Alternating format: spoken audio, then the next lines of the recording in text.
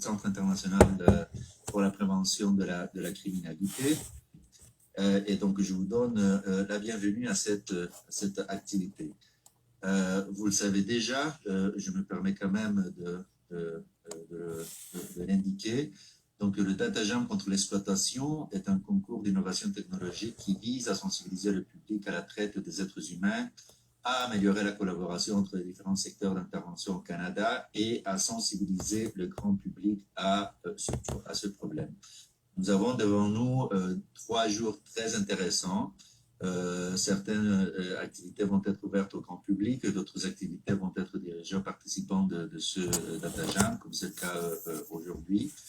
Et donc, j'ai le grand plaisir, j'ai aussi l'honneur de commencer avec ces activités-là en vous présentant Valérie Pelletier. Donc, Valérie Pelletier est une survivante d'exploitation sexuelle. Elle est aussi militante à la clé. Il faut dire aussi qu'elle est chanteuse, elle est aussi artiste conceptuelle, elle est aussi entrepreneuse sociale, donc elle a toutes sortes d'intérêts. On a considéré ici, les organisateurs, que ça serait vraiment très bien de pouvoir commencer justement les réflexions, les discussions de ces 3 jours-là, justement en ayant l'expérience, en ayant la voix et en laissant la place à quelqu'un qui a passé justement par ce dont il est question et ce dont on va en discuter pendant les prochains 3 jours. Donc Valérie, premièrement, merci beaucoup d'être ici avec nous. Je te laisse la parole. Tu as grosso modo genre 25-30 minutes vraiment pour partager tes expériences avec nous. Merci beaucoup encore pour être ici. Merci, ça fait vraiment plaisir. Attendez, j'ai un petit problème de son. Je vais mettre des écouteurs pour être sûre de ne pas avoir d'écho. Alors, ce que je tiens à dire, c'est que je vous remercie vraiment de faire la place à la voix d'une survivante. Je sais que ça peut être préoccupant de se demander si on n'est pas à risque d'exploiter ou de traumatiser une personne, mais il faut comprendre que quand les survivantes sont rendues au point de parler, de faire des témoignages publics, c'est parce qu'elles ont déjà des années de guérison et de travail de fait. Et de thérapie, etc. Et que, en fait, j'ai réussi à redéfinir mon identité comme autre que celle d'une personne en situation de prostitution. C'est pour ça que j'arrive à me présenter devant vous aujourd'hui avec, je l'espère, mes conclusions plus que les détails de mon histoire. Donc, j'utilise mon histoire pour appuyer comment j'en suis venue à penser comme je pense aujourd'hui. Et puis, on s'en sortira pas. Le dossier de l'exploitation sexuelle, c'est un dossier qui est éminemment politique. Alors, je vais essayer de vous parler de tout ça. Et la raison pour laquelle je dis que c'est politique, c'est que si on n'a pas des prémices qui font du sens, qui orientent vers le fait d'amoindrir le pouvoir d'une industrie du sexe florissante, on s'en sortira jamais. Et nous, ça fait longtemps qu'on a compris qu'en fait, le problème, c'est la demande. Donc, la demande des clients. Je vais essayer de vous parler de tout ça. Je comprends aussi qu'il faut toujours que je raconte certaines choses pour que les gens comprennent d'où je viens. Moi, j'étais dans l'exploitation sexuelle de l'âge de 16 à 23 ans. Puis ce qu'il faut comprendre aussi, c'est qu'à 23 ans, quand tu sors de ça, mais que t'as jamais rien fait d'autre, eh ben non seulement t'as pas de confiance en toi, t'as jamais été sur le monde du travail, jamais eu de CV, jamais serré la main d'un patron, fait une entrevue. Donc, on part de loin quand on a basculé dans l'industrie du sexe à l'adolescence. Puis je tiens à rappeler qu'au Canada, l'âge d'entrée moyen en prostitution est de 14 ans. Alors, je vais vous essayer de vous amener à réaliser qu'on parle d'un continuum. Je vais aussi prendre la peine de dire autre chose. Ne vous gênez pas pour ouvrir vos caméras, parce que moi, j'ai l'habitude de faire ça devant des auditoriums ou des salles de classe, et je me nourris beaucoup de vous. Donc, des écrans vides, c'est un petit peu moins stimulant pour moi. Puis aussi, la personne qui se met à nu dans ça, c'est moi, hein, fait que vous avez rien à craindre.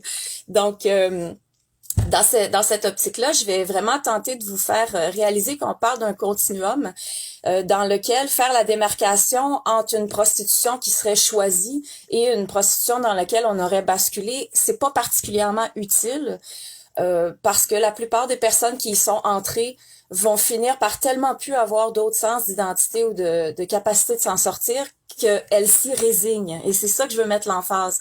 Donc, quand vous voyez la femme qui fait la rue à 40 ans, on la regarde, on a l'impression qu'elle s'en sortira jamais, mais elle a déjà été la fort probablement l'adolescente qui a été basculée dans les services sociaux, qui a vécu des abus, des incestes. Alors c'est comme si, des fois je me permets d'être un peu le vulgaire, il y a personne qui a son diplôme de pute à 18 ans. Donc c'est ça que je veux que vous reteniez, que de faire cette démarcation-là, il faut comprendre qu'à un moment donné, on s'y résigne à cette vie-là et que on sait plus trop comment en sortir. Et c'est d'ailleurs 9 femmes sur 10 en situation de prostitution. Toutes les études arrivent à ce chiffre-là. On parle de 9 sur 10 qui vont nous dire, ben oui, j'aimerais en sortir, mais je sais plus comment. Puis quand ça devient tes journées et que c'est ta seule identité sociale, le seul rôle que tu tiens, ça devient vraiment difficile de révolutionner tout ça. Moi, j'ai été chanceuse, j'ai eu beaucoup d'appui, il y a des organismes qui m'ont soutenue. Je mets aussi l'emphase sur l'importance de la gratuité des services. Quand on a vécu de l'exploitation sexuelle, la dernière chose qu'on veut avoir à faire, c'est payer 130 $ pour un psychologue. Il y a une injustice profonde là-dedans. Donc, la gratuité des services, le fait de recevoir des services vraiment adaptés à nous. Au Québec, on est chanceux, on a les CALAX qui aident spécifiquement les victimes de violences sexuelles, toutes violences sexuelles confondues. Hein. Parce que moi-même, quand je m'en ai sortie, je trouvais ça vraiment, je m'en voulais parce que j'avais l'impression d'avoir contribué à ma propre auto-exploitation. Il y avait tout un langage que j'ai aujourd'hui qui m'était pas accessible à l'époque. Par où commencer, mon Dieu? On sait qu'en prostitution, premièrement, on a une culture pornophile qui fait tout pour préparer les femmes à ça. Hein. Donc, c'est ça que je vous dis, si vous faites pas le continuum entre l'industrie légale et le trafic humain et l'exploitation sexuelle, ça va être difficile de comprendre parce que les proxénètes, ils parquent leurs filles dans des clubs. Donc, les proxénètes, assis à mon époque, je vous remets, là, moi, c'est il y a 20 ans que j'étais dans l'exploitation sexuelle. J'ai 40 ans aujourd'hui, donc j'ai à peu près, grosso modo, 20 ans de sortie. Pour la prostitution, j'ai arrêté de... Bon, il y a des gradients. Hein? La prostitution, c'est des gradients de sordide. C'est comme ça que je le nomme. Donc, moi, j'ai commencé par le pire, donc la prostitution avec pénétration, etc. Puis graduellement, je tentais d'essayer de m'éloigner puis de sortir de l'industrie. Donc, 6 ans plus tard, j'étais danseuse nue, sans contact. Donc, j'ai comme fait mon chemin à l'envers, qui est une façon de tenter de s'éloigner de tout ça. Avec les skills qu'on a, parce qu'on manque énormément d'outils. Il y a des codes sociaux qu'on comprend pas, des façons de faire. Après, moi, technologiquement, j'avais raté énormément de bateaux technologiques. Là, à 23 ans, je savais pas utiliser un ordinateur. Il a fallu que je retourne terminer mes études secondaires. Fait que faut comprendre que quand on sort d'exploitation sexuelle, surtout si c'est devenu notre identité principale pendant de nombreuses années, mais ça feel sans issue, sans compter toutes les difficultés systémiques qu'on va rencontrer dans le système, notamment arriver au bureau d'aide sociale, vouloir être honnête, parce qu'on n'a rien sur notre CV, on n'a jamais travaillé. La dame au comptoir nous demande, mais comment vous avez soutenu vos besoins de base les 6 dernières années? Ah ben, j'étais danseuse, j'étais prostituée, j'étais escorte. Donc, on va frapper des murs parce que il y a des préjugés et il y a un manque de compréhension du trauma aussi chez le personnel qui nous reçoit. D'où l'importance pour les personnes en situation de prostitution qui tentent d'en sortir d'être accompagnées. Parce que aller à un rendez-vous et devoir te défendre toi-même et dire oui mais je mérite ça, j'aurais besoin d'aide, j'aurais besoin de soins, j'ai besoin dans mes démarches qu'on m'assiste. Même obtenir une bourse d'études, ça a été difficile pour moi. Tout a été difficile parce que tu pars d'un CV vide. Alors il y a des parallèles à faire entre une forme d'itinérance puis l'industrie du sexe aussi, parce qu'il y a une forme d'itinérance socio-économique. On est extrêmement désaffranchis dans l'industrie du sexe. Souvent on est maintenu. Ça c'est une idée que je tiens à vous communiquer. Les femmes en situation de prostitution sont maintenues un peu comme des mineurs au niveau socio-économique. Donc, c'est pas des personnes qui sont vraiment en charge de leurs finances, qui ont une compréhension des étapes de comment faire telle démarche, telle demande. Donc, on est désaffranchis à peu près similairement à une personne qui est en situation d'itinérance, même si tout a l'air glam. Il faut pas se laisser aveugler parce que ce que l'industrie du sexe réussit à faire vraiment bien, c'est à vous montrer quelques licornes, là, quelques filles qui ont l'air empouvoirées puis qui se disent c'est mon choix, je suis bien là-dedans. Et ça, c'est terrible parce que ça annule la totalité des voix des femmes dans l'industrie du sexe. Comme je vous dis, 9 sur 10 qui vous disent c'est pas autant un choix qu'un manque de choix.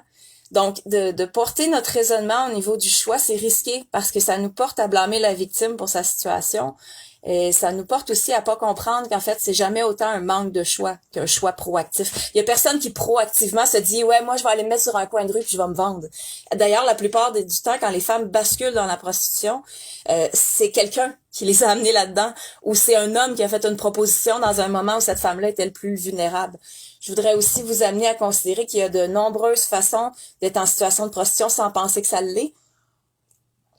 Donc, les histoires d'horreur qu'on entend de mères monoparentales qui peinent à payer leur loyer, et puis qu'il y a des propriétaires qui vont monnayer, qui vont dire, ben, tu sais, si tu me fais une fellation, moi, ta dette, j'annule, il n'y a pas de problème. On peut prendre un arrangement, tu sais. Donc, ces pressions sexuelles-là. Et j'ai même une jeune femme j'avais fait une conférence dans un collège, une jeune femme vient me voir, puis elle me dit, quand j'ai de la misère à monnayer mon loyer, à payer mes dettes, mon loyer, des fois, mon copain, mon amoureux, tu sais, si j'accepte d'avoir des relations sexuelles.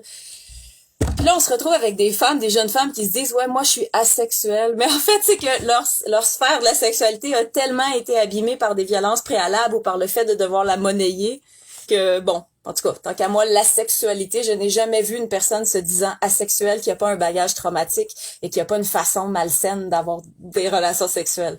Il y a tout ça à prendre en compte. Mais nos jeunes femmes naviguent dans un monde qui est tellement différent du mien. Moi, il y a 20 ans, là, il n'y avait pas de caméra, il n'y avait pas de cellulaire. Donc, la possibilité de essayer de pas laisser trop de traces dans l'industrie du sexe. Mais aujourd'hui, on a des adolescentes qui se font divulguer des photos en ligne, qui se font détruire leur réputation.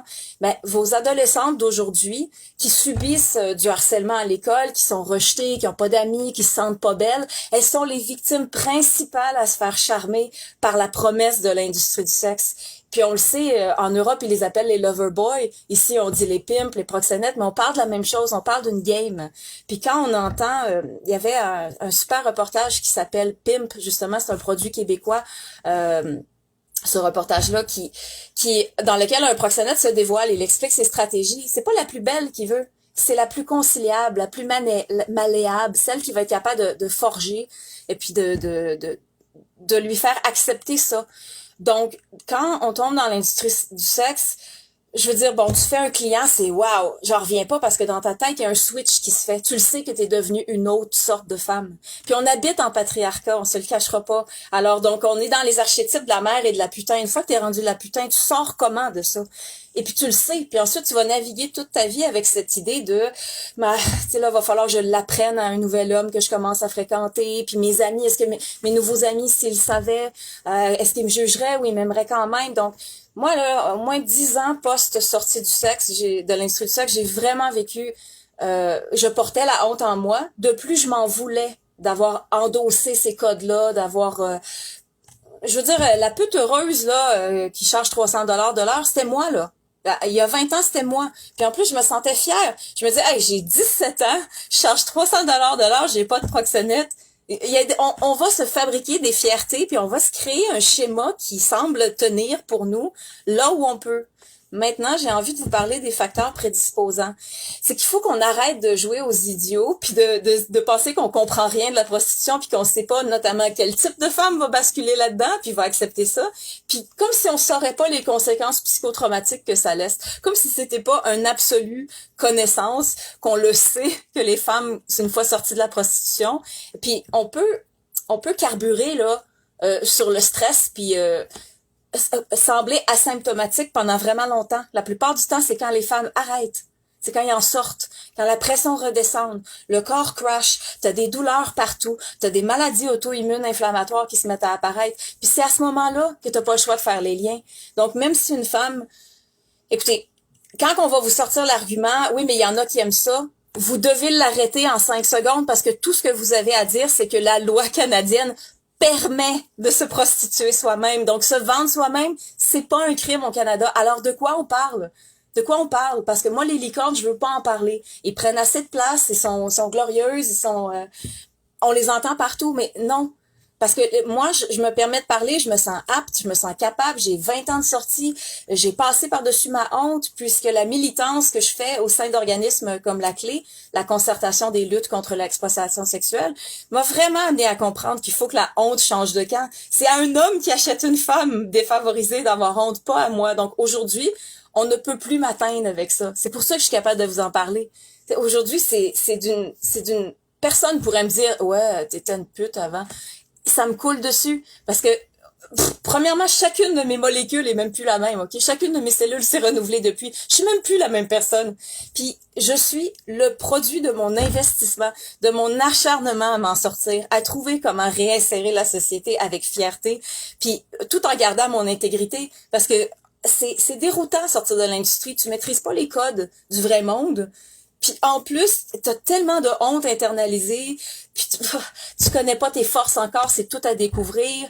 Moi, j'ai la chance que j'avais déjà certaines forces que je savais que j'aimais la science, j'aimais la politique, il y a plein de sujets qui m'intéressaient. Alors, on revient aux conditions prédisposantes. Donc, dans l'exploitation sexuelle, on le sait. Il y a tellement d'études de qualité sur des populations larges, toutes classes sociales, tout pays confondu, qui nous ramènent la même information. Donc, on parle de violences sexuelles préalables à l'entrée. Pourquoi? Parce que quand tu as déjà un sentiment que tu es brisé, c'est bien plus facile de se faire accepter n'importe quoi parce que tu es déjà, je veux dire un mot québécois, tu es déjà scrap, tu es déjà brisé. Alors, c'est dur de... Par exemple, une femme normale. Désolée, le mot normal, je veux pas offenser, mais vous devez comprendre ce que je veux dire parce que c'est pas normal d'être capable de mettre sa peur, son dégoût et son aversion à off pour être capable de faire ça. Donc déjà, moi, je commence à vous parler de dissociation. Et souvent, les femmes, parce que quand on est dans une situation de prostitution, on doit se dissocier pour faire ça. Et c'est très dissociant, la prostitution. T'as pas le choix pour survivre. Mais qu'est-ce qui fait que des femmes tombent là-dedans? Mais un nombre effarant auront appris à se dissocier lors d'inceste, lors de viol, lors d'être bardassés dans les services sociaux, à jamais être capable de se créer un nid ou des racines nulle part. Donc, la prédisposition à la dissociation, elle existe déjà chez les femmes dans la majeure partie. Dans les violences sexuelles préalables, moi, j'ai jamais vu de chiffre en bas de 6 sur 10. Ça peut être jusqu'à 8 sur 10 qui ont déjà vécu des violences sexuelles avant l'entrée en prostitution. Alors, c'est ça que je vous dis, je vous demande. Lorsqu'elle a l'air d'avoir endossé ça, elle est super belle avec ses talons hauts, elle s'en va, elle fait sa game. Ça vient d'où cette attitude-là? Ben, ça vient qu'on a tous besoin de s'empouvoirer dans quelque chose. Se percevoir soi-même comme victime est une des étapes les plus difficiles à franchir intellectuellement pour une femme quand elle sort de la prostitution. Parce que tout son discours avant, c'est un travail comme un autre, c'est mon choix, ah, j'aime ça, la liberté. Désolée si j'en parle avec arrogance, c'est que je suis tannée de ce discours-là. Il y a aucune qualité professionnelle qu'on acquiert dans l'industrie du sexe qui est transposable à un autre emploi, là. Parce que c'est pas un emploi. Si vous tentez de faire l'exercice d'appliquer les normes du travail à l'industrie du sexe, vous allez vous rendre compte que c'est indéfendable, mais indéfendable que j'aurais envie que des juristes s'attaquent à faire cet exercice-là pour qu'enfin on arrête de dire oui, mais c'est un travail. Non, c'est pas un travail d'accueillir des pénétrations non désirées dans son corps. Le gouvernement du Canada a déjà eu la clairvoyance de comprendre qu'il faut absolument bannir le fait de monnayer la vente de sang, de sperme, d'ovules. Il y a plein de choses qui sont déjà illégales de monnayer, des choses qu'on protège de la portée du marché. Alors pourquoi la sexualité libre de contraintes des femmes n'en fait pas partie? Moi, ça me dépasse. Donc, dans n'importe quel emploi, t'as pas le droit d'être exposé d'être muqueuse contre muqueuse, avec fluide corporel. Mais l'industrie du sexe, c'est que ça. Puis il y a pas réellement de manière de s'en protéger pleinement. Puis sans compter que le jour où un client décide qu'il fait ce qu'il veut avec toi, je m'excuse, t'as beau te sentir autant empouvoiré que tu veux, tu vas pas t'en sortir, là. S'il décide, puis c'est une des choses les plus épeurantes dans l'industrie du sexe, c'est de voir le regard switcher. C'est quand tu le sais que là, t'as perdu le contrôle. Donc, il n'y a pas de bonne prostitution, parce qu'il n'y a pas de bonne pénétration non désirée qui est saine. Parce que ça force à un état dissociatif. Puis moi, j'en ai marre qu'on célèbre une classe de femmes qui est capable de se dissocier. Parce qu'on célèbre un instinct de survie que des femmes ont développé, puis ensuite on les confine à cet état-là, et puis on dit en tant que société, si on envoie le message qu'on tolère une industrie du sexe légale, ben on envoie le message en société que ça prend une classe de femmes qui est reléguée à ça, puis on envoie le message qu'il faut quand même nourrir la demande. Moi, là, dans 6 ans dans l'industrie du sexe, j'ai fait environ 35 clubs. C'est assez impressionnant, je trouve. Ce que ça dit, là, c'est qu'on est de la chair fraîche et qu'il faut qu'on change d'endroit parce qu'une fois qu'on est rendu une vieille danseuse dans un endroit, on sera plus populaire, on sera plus essayé par les clients. Donc, faisons une analyse de c'est quoi professionnellement. Tu changes de club à tous les quelques mois. Il y a des agences qui te fournissent des chauffeurs. Il y a comme tout un système, tout un réseau. Et puis, comme je vous dis, ça recoupe. Donc, entre l'illégalité, le plus gros détenteur de bordel en Allemagne, de bordel légal, a été arrêté et emprisonné pour traite humaine. On peut pas, en Allemagne, c'est, je crois, 90% des prostituées qui sont non allemandes. Allô? On peut-tu se réveiller que c'est une industrie profondément raciste? Puis moi-même, je suis une licorne dans l'industrie du sexe. Je suis une personne quand même agile socialement. Je suis blonde, je suis canadienne, je suis bilingue. Moi, dans l'industrie du sexe, je vaux cher. Une femme noire, elle vaut moins cher que moi. Puis ça se voyait dans les clubs. Parce que t'appelles pour te booker, puis ils vont te le demander. T'as l'air de quoi? Puis là, si tu dis que t'es noir, ben ils vont dire non, on en a déjà deux. C'est trop. On peut pas mettre trop de noir parce que c'est un fétiche qui est particulier. Fait que ça nous prend la petite asiatique qui a l'air d'un enfant, ça nous prend la noire des îles qui a le look exotique. T'sais, on est dans la reproduction des stéréotypes qu'on essaie de se départir. C'est comme le féminisme est absolument incompatible avec une défense de l'industrie du sexe, là. Et laissez-vous pas leurrer quand vous attendez. Moi, j'ai de la peine. Quand j'entends des femmes défendre l'industrie, ça me fait de la peine. Alors, parce que je sais que j'ai déjà été elle, puis je sais tout ce qu'elle sait pas. Je sais comment elle réalise pas la montagne qu'elle va devoir gravir. Alors, on sait des choses de la prostitution, on sait ce que ça fait, ce que ça cause, ce que ça fabrique dans le corps. Le fait d'être dans des situations perpétuellement stressantes et d'avoir un niveau de cortisol très élevé constant, ça fait que notre réaction inflammatoire se détraque et qu'on développe des maladies auto-immunes. Moi, j'ai des migraines chroniques, j'ai de l'arthrite, j'ai la colite ulcéreuse. Je suis une personne qui a besoin de dormir beaucoup. Il faut vraiment que j'aie une hygiène de vie, sinon les migraines embarquent. En période de stress, même chose. On garde des vulnérabilités à cause de l'industrie du sexe qui vont... C'est pour ça qu'on s'appelle survivante, hein. C'est parce que moi, ça demeure un combat au quotidien. Avec la COVID, je sens que j'ai régressé dans mes symptômes, je m'enferme plus, j'ai eu une phase de germophobie qui me ramène à l'industrie. Bon, on a toutes nos façons de survivre. Moi, dans ma façon de survivre dans l'industrie du sexe, c'était d'être très, très, très dissociée, d'avoir, juste vous dire que je garde compte du temps, d'avoir carrément deux vies. Donc, il y avait Valérie, qui est une fille qui aime la science, qui aime la vie, qui est lumineuse, qui aime les chats. Puis il y avait Courtney, le personnage de prostituée, qui est complètement différente. Puis quand j'arrivais chez moi d'avoir travaillé, comprenez les guillemets, à l'époque, je le percevais comme un travail, mais ce n'est pas un travail, c'est du harcèlement sexuel. C'est carrément de se mettre sexuellement disponible. C'est quoi ta job quand t'es dans un club? C'est d'être sexuellement disponible, c'est rien d'autre. Ça abrutit. Si on parle d'aliénation, il n'y a pas plus aliénant que l'industrie du sexe. Et c'est une sexualité de service. Il n'y a rien de sain là-dedans, voyons donc. Donc, moi, comment je survivais dans l'industrie, c'était d'être très, très, très dissociée. Alors, j'arrivais chez moi, j'enlevais tous mes vêtements, je jetais ça dans le panier, j'allais me laver, j'avais un rituel de douche complètement débile. Puis beaucoup de femmes sont très germophobes dans l'industrie parce que c'est dégoûtant. Puis on doit mettre notre dégoût à off. Puis parlant de dissonance cognitive, imaginez la dissonance cognitive de devoir sourire pendant qu'on accueille ça dans notre corps. C'est fou ce que ça nous fait. Il y a rien de normal, il y a rien d'humanisant. Donc là, je sais que je m'attarde beaucoup à la défense de dire on peut pas défendre une industrie légale, c'est parce que vous devez comprendre que le trafic humain, il sert à nourrir le légal. Puis le monsieur là qui se sent entitled là, qui se dit moi ma bite elle veut quelque chose donc je vais aller la chercher parce que ça existe et il y a pas de conséquences. Puis j'ai très très très hâte de vous parler demain à la session de samedi des pistes de solutions que j'ai. Je garde ça pour demain. Donc on trouve toutes nos façons de survivre, on a toutes des choses qu'il faut qu'on se raconte comme conneries. C'est très difficile d'en venir à comprendre qu'est-ce qui nous a amenés là. Dans mon cas, j'avais un père pornophile qui avait travaillé dans l'industrie du sexe. À 17 ans, mon père était mon chauffeur dans l'industrie du sexe. Donc, il y avait rien de normal et personne autour pour me dire que je vaux mieux puis que je pourrais faire autre chose. Donc, qu'est-ce qu'on fait quand on part de ça? Puis comme je vous dis, je me sens tellement chanceuse. J'ai été soutenue. J'ai eu une bourse d'études par un organisme communautaire et je veux dire, c'est fou le soutien que j'ai reçu. Et aujourd'hui, c'est ça qui fait qu'on a une urgence de redonner au suivant puis de tenter de mettre en garde.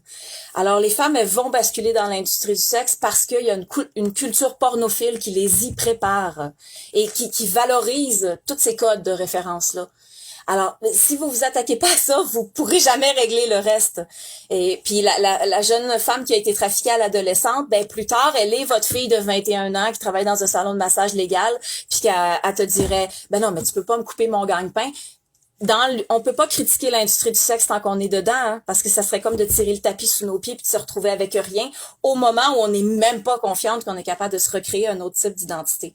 Fait que j'essaie de vous passer le max d'infos. J'ai regardé ma petite liste de mots-clés, là. Alors, ben c'est ça, je pense que je vous ai dit pas mal tout ce que je voulais dire sur ça. Une autre chose que je dénonce, c'est que malheureusement, l'aide que les personnes en situation de prostitution reçoivent est trop souvent que de la réduction des méfaits. Puis ça, c'est problématique parce qu'on a une lentille très court terme, on est juste dans le ici et maintenant. Et puis, les gens qui travaillent en réduction des méfaits, ils ont souvent endossé le discours, le travail du sexe est un travail. Donc, ils veulent pas être en position de juger la personne en situation de prostitution. Puis remarquez tous les mots que je prends, il y a vraiment une raison. Je dirais pas une prostituée, parce que être prostituée, c'est pas une chose qu'on fait activement, c'est une chose que les hommes nous font. C'est une position dans laquelle on est relégué socialement. Alors donc, c'est pour ça que je prends la peine de dire une personne en situation de prostitution et de garder le mot personne très proche du cœur. Donc c'est ça. Donc c'est vraiment une vie de fou. C'est vous avez une intuition morale en dedans de vous que c'est dégoûtant. Parce que si je vous dis là, dans 5 minutes, vous allez avoir une pénétration d'un étranger en dedans de vous, ça va durer 15 minutes, il part, tu te sens sale, peu importe. Vous allez le mot en anglais c'est cringe. Vous allez comme oh mon Dieu, mais c'est normal, elle est normale, elle est bien adaptée cette réaction-là. Mais les femmes en situation de prostitution ne l'ont pas parce qu'on peut pas l'avoir, c'est pas soutenable. On peut pas survivre en vivant trop de dégoût ou de peur ou d'aversion. Alors, on doit sourire, on doit être conciliante. Puis en plus, on fabrique des mauvais hommes parce qu'on les rend cons. On les rend tellement cons. Ils sont là à dire, ouais, mais il y en a qui aiment ça. Mais c'est notre job de prétendre puis de vous montrer qu'on aime ça parce qu'il faut que vous orgasmiez le plus vite possible puis que vous partiez. Puis les hommes sont totalement déresponsabilisés. Alors moi, ce qui m'inquiète, c'est qu'on fabrique des mauvais hommes. On fabrique des hommes avec une empathie compartimentée. Et c'est eux qui vont chercher votre annonce Internet, qui vont dire, ouais, moi, je veux une fille, tel standard, tel critère. Il va se présenter dans un appartement ou un motel. Et cet homme-là n'a aucune capacité de savoir si cette femme-là est trafiquée ou non. Aucune. Parce que notre job, c'est de sourire puis de prétendre qu'on veut être là. Alors, c'est pas mal ça le max de ce que je peux vous donner ce matin là en une demi-heure, mais j'essaie de déconstruire des choses dans la tête des gens parce que tant qu'on s'est pas entendu sur des prémices de base que l'exploitation sexuelle n'est pas un optimal humain. Alors comme je reviens aux travailleurs de milieu qui vont aller à l'avant des personnes en situation de prostitution, ben souvent ce qui me désole, c'est qu'ils leur demanderont jamais si elles aimeraient en quitter. Puis ça me brise le cœur parce qu'ils ont l'impression que de le demander, ça contient un jugement de valeur.